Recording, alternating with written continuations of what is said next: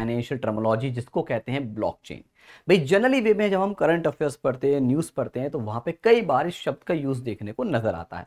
तो चलिए बात करते हैं आखिर ये ब्लॉकचेन होता क्या है ब्लॉकचेन टेक्नोलॉजी।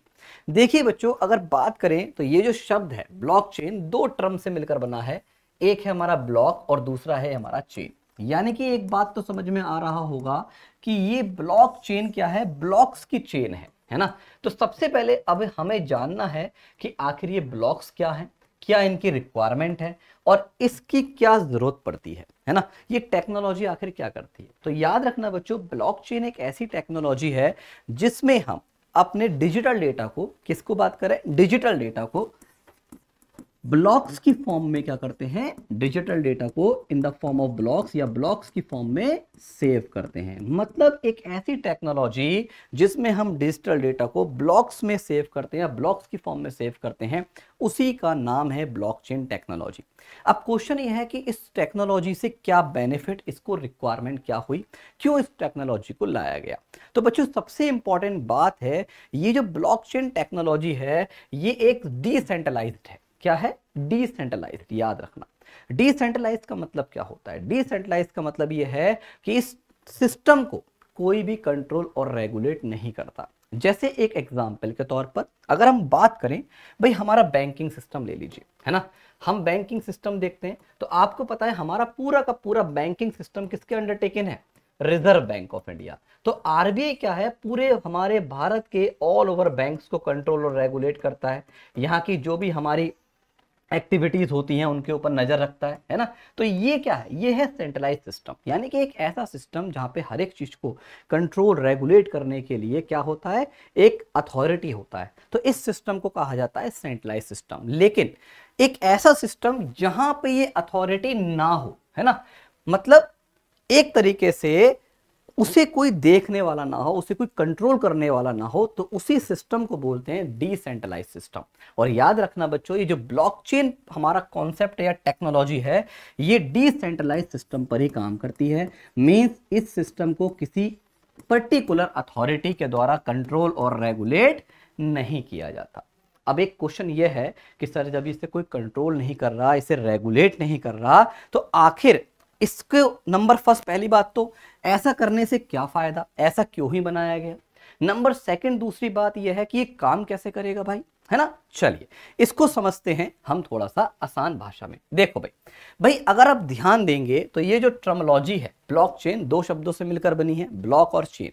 और ब्लॉक्स में क्या होता है, जो भी हमारा डेटा होता है ना, जैसे फॉर एग्जांपल किसी भी चीज का डेटा है, तो ये जो ब्लॉक्स होते हैं उनके अंदर ये डेटा हमारा स्टोर हो जाता है। जैसे इस ब्लॉक के अंदर चला गया कोई डेटा, है ना, इस ब्लॉक के अंदर चला गया, ऐसी कोई दूसरा डेटा, जब ये ब्लॉक फिक्स फुल हो जाएगा तो दूसरा डेटा इसके अंदर चला जाएगा, है ना। जब कोई तीसरा डेटा आएगा वो हमारा इसके अंदर चला जाएगा। मतलब जैसे जैसे ये ब्लॉक्स हमारे फुल होते जाते हैं, इनकी पर्टिकुलर अपनी अपनी कैपेसिटी होती है, उस कैपेसिटी के अकॉर्डिंग जब ये फुल हो जाएंगे तो वो डेटा दूसरे ब्लॉक में सेव होना शुरू हो जाएगा। तो अगर आप ध्यान देंगे तो ये एक चेन टाइप की बनती आ रही है। और याद रखना बच्चों, ये सारे ब्लॉक्स आपस में इंटरकनेक्टेड होते हैं। क्या होते हैं, इंटरकनेक्टेड होते हैं, है ना। जैसे फॉर एग्जाम्पल मैं आपको बना के दिखा रहा हूँ, जैसे देखिए ये सारे ब्लॉक्स क्या हैं, आपस में इंटरकनेक्टेड है। तो ये क्या है, ये जो आप देख रहे हैं ब्लॉक्स की एक चेन सी नजर आ रही है। इसी कारण इस टेक्नोलॉजी को कहा जाता है ब्लॉकचेन। क्यों, क्योंकि हमारा सारा का सारा डिजिटल डेटा इन ब्लॉक्स की चेन के अंदर ही सेव रहता है ना। अब क्वेश्चन ये है कि आखिर इन ब्लॉक्स में होता क्या है, तो थोड़ा सा ध्यान समझिएगा बच्चों। एक्चुअली ये जो ब्लॉक्स होते हैं बेटा, ये जो हमारा, जैसे फॉर एग्जांपल कोई एक ब्लॉक ले लेते हैं, जैसे हमारा मान लीजिए ये एक ब्लॉक है ना। तो इसके अंदर तीन जानकारी होती हैं। क्या क्या चीजें होती हैं, ये तीन कैटेगरी में डिवाइड रहता है, या इसमें तीन चीजें स्टोर रहती हैं। क्या क्या रहती हैं स्टोर, आइए नंबर फर्स्ट होता है डेटा। भाई कोई भी चीज हम यहाँ पे सेव करेंगे, कोई भी इंफॉर्मेशन जिसे आप कह सकते हो, है ना, कोई भी सूचना हम सेव करना चाह रहे हैं, कोई डिजिटल फॉर्म में इंफॉर्मेशन है, तो वो डेटा या वो इंफॉर्मेशन हमारी इसके अंदर रहेगी। दूसरी चीज क्या होती है, हर एक ब्लॉक का अपना एक यूनिक एड्रेस होता है। क्या होता है, एक यूनिक एड्रेस होता है। याद रखना बच्चों, ये जितने भी ब्लॉक्स होंगे उन सबके अपने अपने एक यूनिक एड्रेस होते हैं, एक यूनिक फिंगरप्रिंट होता है। और उसे यहां पे कहा जाता है, इस टेक्नोलॉजी के अंदर एक टर्मिनोलॉजी यूज होती है जिसे बोलते हैं हैश। क्या बोलते हैं बच्चों, हैश के नाम से जानते हैं, ठीक है। और एक क्वालिटी और है, ये जो ब्लॉक्स होते हैं उनकी एक क्वालिटी ये होती है जिससे ये कनेक्टेड होते हैं।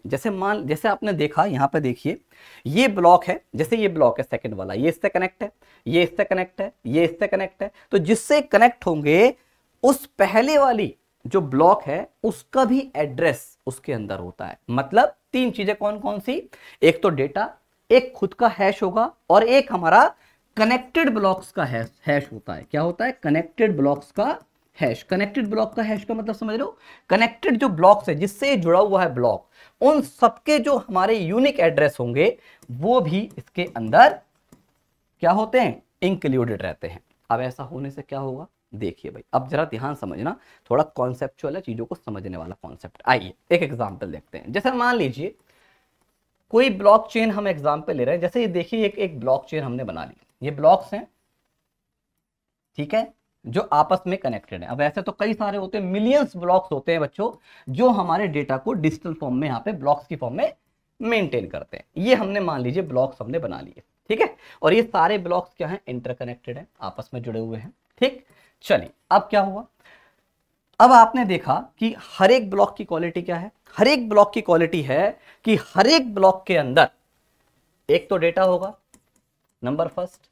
दूसरी बात, इसका खुद का अपना एक एड्रेस होगा जिसे हमने हैश कहा। तीसरी बात एक और होगा जिससे ये जुड़ा हुआ है, जैसे ये इससे जुड़ा हुआ है तो इसका हैश इसमें होगा, और ये इससे जुड़ा हुआ तो इसका हैश इसमें होगा, है ना, यानी कि कनेक्टेड हैश होंगे, ठीक है। अब आइए, अब बच्चों एक बात बताओ, अगर मान लो फॉर एग्जाम्पल मैं या आप कोई भी पर्सन, थर्ड पार्टी कोई न्यू डेटा ऐड कर देती है, कोई नया इसमें डेटा ऐड करती है, मान लीजिए कोई नया डेटा आया, ये न्यू डेटा आया, ये इसमें ऐड करा गया, ठीक है, क्लियर, न्यू डेटा ऐड हो गया।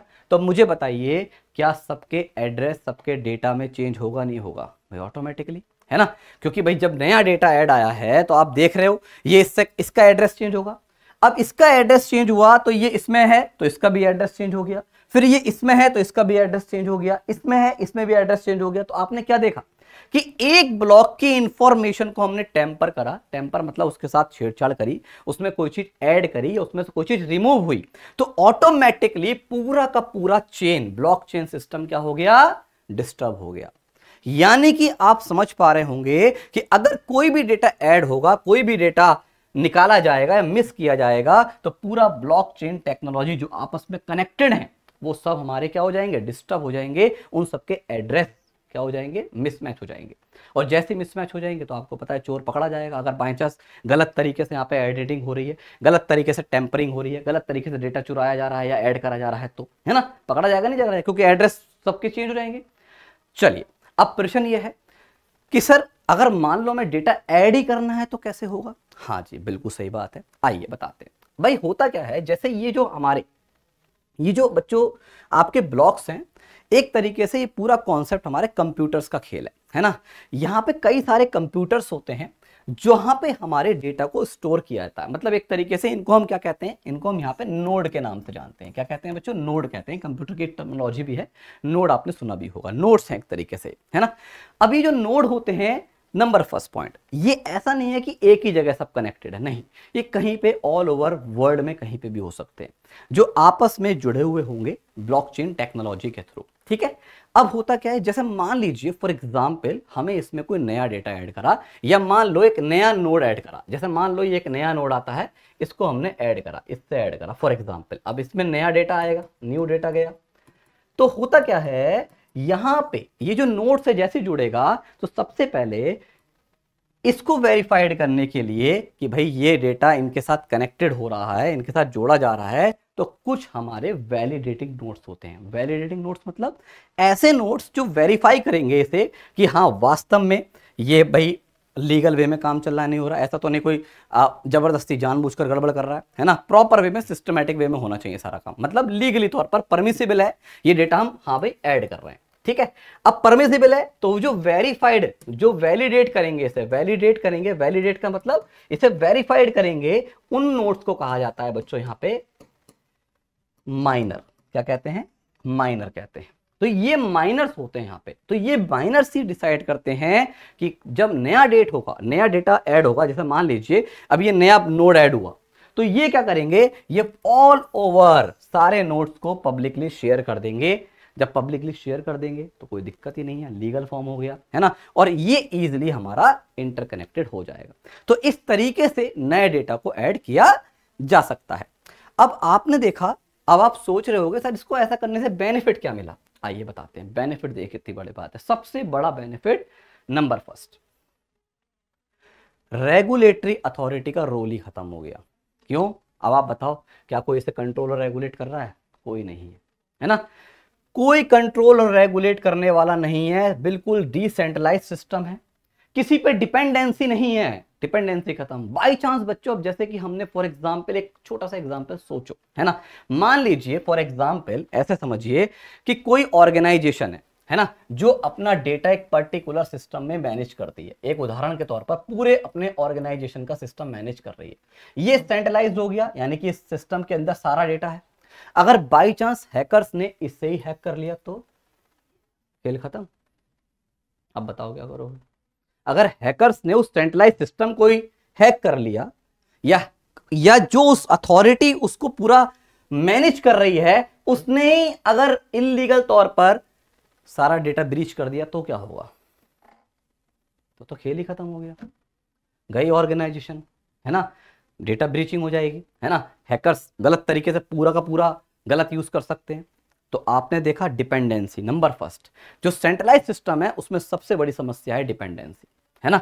डिपेंडेंसी का सबसे बड़ी एक प्रॉब्लम हम देख रहे हैं कि अगर भैया, अब जैसे कि एक एग्जांपल सोचो, भाई हम और आप पैसा कहां रखते हैं बच्चों? हम और आप पैसा बैंक में रखते हैं, हम बैंक पे विश्वास करते हैं। अब बैंक के ही प्लेटफॉर्म का यूज करके हम क्या करते हैं, हम भाई सारे ट्रांजेक्शन्स करते हैं। इमेजिन करो अगर सारे बैंक्स हैक हो जाएं तो क्या होगा? हो गया खेल खत्म, सब बेकार हो जाएगा बेटा फिर तो। इमेजिन करो अगर रिजर्व बैंक ऑफ इंडिया को हैक कर लिया जाए तो क्या होगा? सोचो, क्योंकि सेंट्रलाइज अथॉरिटी एक तरीके, जैसे बैंक हम ट्रांजेक्शन्स कर रहे हैं, सब बैंक ही तो देख रहा है, बैंक के अंडरटेकिंग है, सब कनेक्टेड है, बैंक्स के थ्रू ही तो हो रहा है। अगर बैंक से हैक कर लिया जाए तो क्या होगा? तो देख रहे हो ना, ये एक इश्यूज है, ये प्रॉब्लम है सेंट्रलाइज सिस्टम के। अगर सेंट्रलाइज सिस्टम में मेन अथॉरिटी पर अटैक हुआ तो सब गड़बड़ हो सकता है। और इसी प्रॉब्लम का सॉल्यूशन करने के लिए लाई गई है इस टेक्नोलॉजी को, जिसका नाम है ब्लॉकचेन टेक्नोलॉजी, जिससे कि एक सेंट्रलाइज अथॉरिटी पे डिपेंडेंसी को खत्म किया जाए, सबसे पहली बात। दूसरी बात, दूसरा सबसे बड़ा बेनिफिट क्या है? ट्रांसपेरेंसी, सबसे मोस्ट इंपॉर्टेंट। आपने देखा, जैसे ही मान लीजिए यहां पे कोई न्यू डेटा ऐड होता है तो वो सब जगह अपडेट ऑटोमेटिक हो जाएगा, ऑटोमेटिक अपडेट हो जाएगा, किसी को कुछ नहीं करना, है ना। कोई नया नोड जुड़ा तो उसकी परमिशन वैलिडेट माइनर्स के थ्रू होगी, और वो नया नोड जुड़ेगा तो सब इसी हमारा जो कहते हैं नोड की एक्सचेंज जो बन रही है उसका एक पार्ट बन जाएगा। तो ट्रांसपेरेंसी है ना, कोई इसमें गड़बड़ सड़बड़ नहीं कर सकता। थोड़ी सी गड़बड़ होगी खुद ही तो ऑटोमेटिक क्या होगा, आपके हैश मिसमैच हो जाएंगे, सबके एड्रेस मिसमैच हो जाएंगे, और समझ में आ जाएगा कि कोई ना कोई घपला या कोई ना कोई गड़बड़ हुई है जिसकी जानकारी पहले से नहीं थी। वन हुआ फायदा। अब ये यूज कहां हो रही है टेक्नोलॉजी? भाई आपने बच्चों एक नाम सुना होगा, क्रिप्टो करेंसी, है ना, आपने एक नाम सुना होगा बिटकॉइंस। ये जितने भी बिटकॉइंस या क्रिप्टो करेंसीज हैं, ये किसके कॉन्सेप्ट पर काम करते हैं? ये इसी टेक्नोलॉजी पे काम करते हैं। एट प्रेजेंट अगर हम ध्यान देंगे, हमारे बैंकिंग सिस्टम में भी ब्लॉकचेन टेक्नोलॉजी को लाया जा रहा है। क्यों?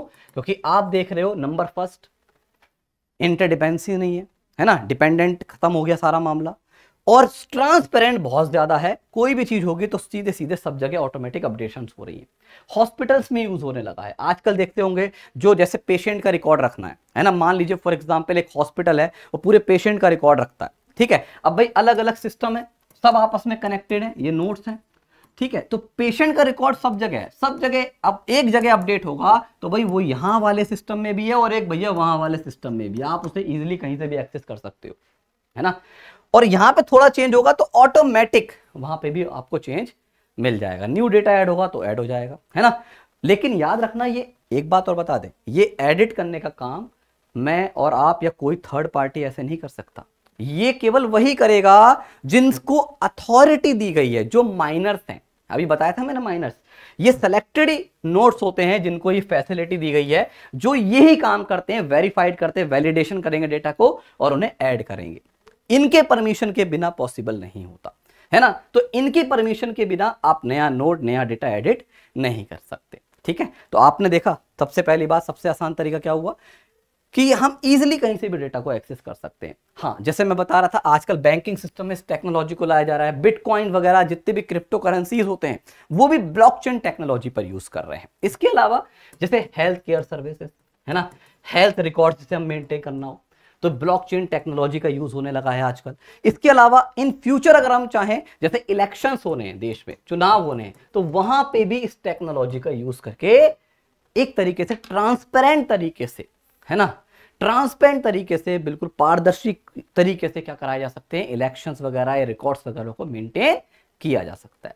तो ये सब जगह आजकल हमारा दिन प्रतिदिन क्या हो रहा है बच्चों, ब्लॉकचेन टेक्नोलॉजी का यूज बढ़ता जा रहा है। तो आशा करता हूं ये सारी बातें आपको अच्छे समझ में आया होगा और क्लियर हुआ होगा कि आखिर ब्लॉकचेन टेक्नोलॉजी होता क्या है, कैसे ये आखिर काम करता है, कैसे कैसे आखिर इसके फीचर्स हैं, क्या इससे बेनिफिट्स हैं और कैसे ये हमारे फ्यूचर में रिवॉल्यूशन ला सकता है ना। अगर आप ध्यान देंगे तो हर जगह आजकल ब्लॉकचेन टेक्नोलॉजी को अडॉप्ट किया जा रहा है, क्योंकि एक रिवॉल्यूशनरी चेंज है ये हमारे पूरे के पूरे सेंट्रलाइज सिस्टम को डिसेंट्रलाइज करेगा, पहली बात, और जो ट्रांसपेरेंसी की समस्या है उसको बढ़ाने में बहुत महत्वपूर्ण योगदान रखता है। तो चलिए बच्चों, आपको कैसा लगा ये वीडियो बताइएगा और बताइए आपको क्या लगता है, क्या ये ब्लॉकचेन टेक्नोलॉजी वास्तव में रिवॉल्यूशनरी है या नहीं। कमेंट बॉक्स में जरूर बताइएगा। जय हिंद, जय भारत।